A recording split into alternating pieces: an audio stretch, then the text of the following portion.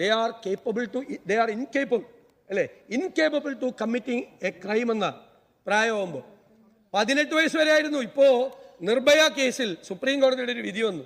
എന്താ, 16 വയസ്സ് മുതൽ 18 വയസ്സ് വരെയുള്ള കൂടി കുറ്റകൃത്യം ചെയ്യുമ്പോൾ മറ്റുള്ളവർ മുതിർന്നവർ കുറ്റകൃത്യം ചെയ്യുന്നത് പോലെ തന്നെ കണക്കാക്കി മുതിർന്നവർക്ക് കൊടുക്കുന്ന ശിക്ഷ കൊടുക്കണം എന്ന് പറഞ്ഞു. നമുക്കറിയാം ഈ ഏജ് ഗ്രൂപ്പാണ്. ഈ ഏജ് ഗ്രൂപ്പിൽ അവരെ സ്വാധീനിക്കുന്നത് എന്താണ് നമ്മൾ അറിയണ്ടേ. നമ്മുടെ വിദ്യാഭ്യാസ സമ്പ്രദായം എന്ന് പറയുന്നത് കുട്ടികളിൽ ഉണ്ടാകുന്ന ചലനങ്ങൾ കൂടി നമ്മൾ നിരീക്ഷിക്കണ്ടേ. അത് സ്കൂളുകളിൽ മാത്രമാണ്, കോളേജുകളിലില്ലേ?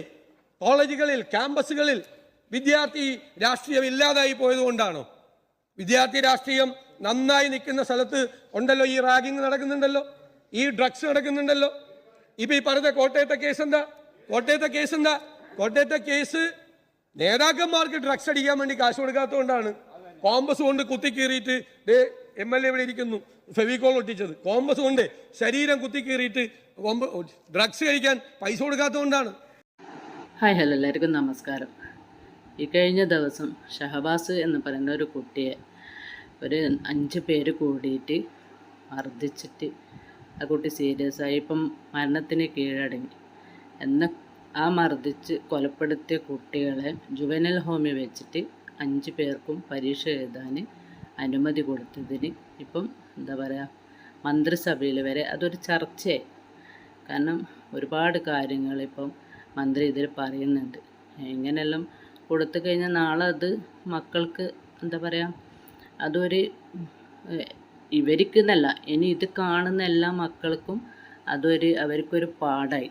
കാരണം വെച്ചാൽ നമ്മളൊരു 5 പേര് കൂടിയോ അതിൽ കൂടുതൽ പേര് കൂടി ഒരുത്തനെ കൊന്നു കഴിഞ്ഞാൽ കേസില്ല, അങ്ങനെയല്ലാന്ന് അവരെ ഫോൺ സന്ദേശമൊക്കെ പുറത്ത് വരുന്നു. പക്ഷേ ഇതിലെല്ലാം ഉപരി എല്ലാവർക്കും എല്ലാ ന്യായങ്ങളും പറയാനുണ്ടോ, പക്ഷേ നഷ്ടപ്പെടുന്നത് ആ ഒരു ഉപ്പാക്കും ഉമ്മാക്കും.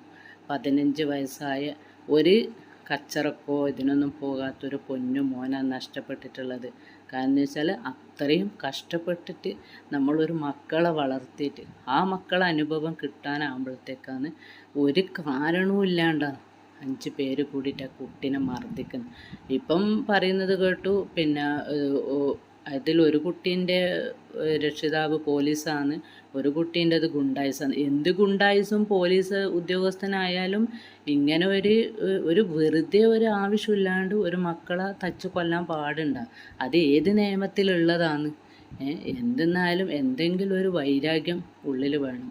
ഇതൊന്നുമില്ലാണ്ട് കളിക്കാൻ എന്ന് പറഞ്ഞിട്ട് കൂട്ടിക്കൊണ്ടുപോയിട്ട് കുറേ 10-20 പേര് അടങ്ങുന്ന സംഘത്തിൽ എല്ലാവരും ഇങ്ങനെ ചുറ്റിൽ നിൽക്കുക, എന്നിട്ട് 5 പേര് കൂടിയിട്ട് ആ കുട്ടിയെ തച്ച് കൊല്ലുക.